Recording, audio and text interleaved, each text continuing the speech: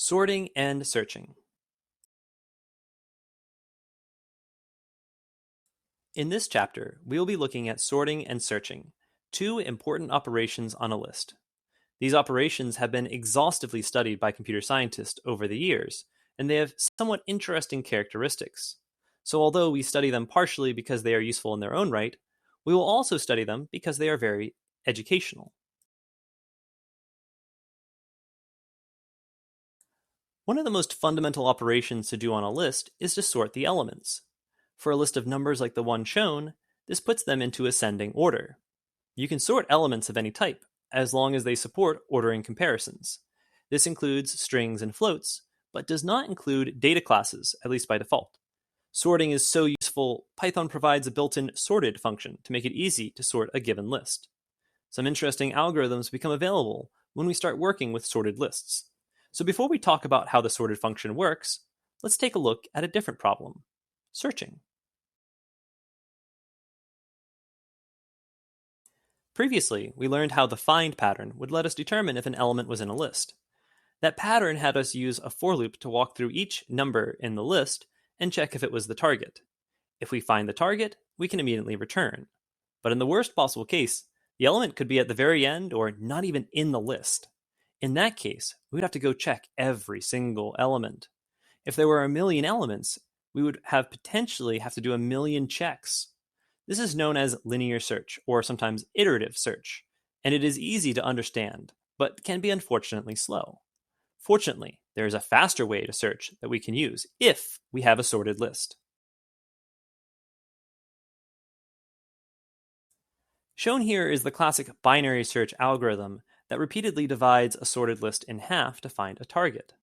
First, the function calculates the midpoint of the list using the len function. If the target is equal to the value at the middle index of the list, then we stop looping and return the target. However, if not, then instead we check whether the target is less or greater than the value at the midpoint. If less than, we trim data to be only the first half of the list. If it is greater than, we trim data to be the second half of the list, skipping over the midpoint element. Then we recalculate the new midpoint of the smaller half-size list. If we run out of the list, then we stop the function and return none. Otherwise, we loop back and check whether we have found our target. Try experimenting with different values for target and data to see the effect on the iteration. This binary search algorithm, which repeatedly divides a search space in half, is one of the most remarkable algorithms in computer science. You will see that its approach is much faster than a simple iterative search. The time complexity of binary search is said to be logarithmic on the size of the input. Logarithmic, in this case, refers to how we repeatedly divide the input into two. Logarithmic relationships are significantly better than linear, although they do not beat constant time. Still, being faster than linear is a wonderful accomplishment, and we should be proud of this little algorithm. Keep in mind, however, that this faster search is only possible because we knew the list was sorted. So, since sorting is so useful, we need to understand how it works. In the rest of this section, we will quickly go over the code of two different sorting algorithms, just to give you an idea of what is possible. This may not be sufficient to help you learn how the algorithm works, but we will provide some additional links at the end for good websites that have helpful visualizations of these sorting algorithms in more depth. One of the simplest classic sorting algorithms is bubble sort, which operates by repeatedly swapping adjacent elements until all elements are in the right order. Note the most indented line of the function, which does a swap of two adjacent list elements, but only if the first element is greater than the second element. That conditional swap is inside of a nested for loop. The outer loop is guaranteed to run a linear number of times, once for each element of the list. Every inner loop requires an additional linear number of steps. Although we do one fewer step each time, we are still going to have to do a linear number in total.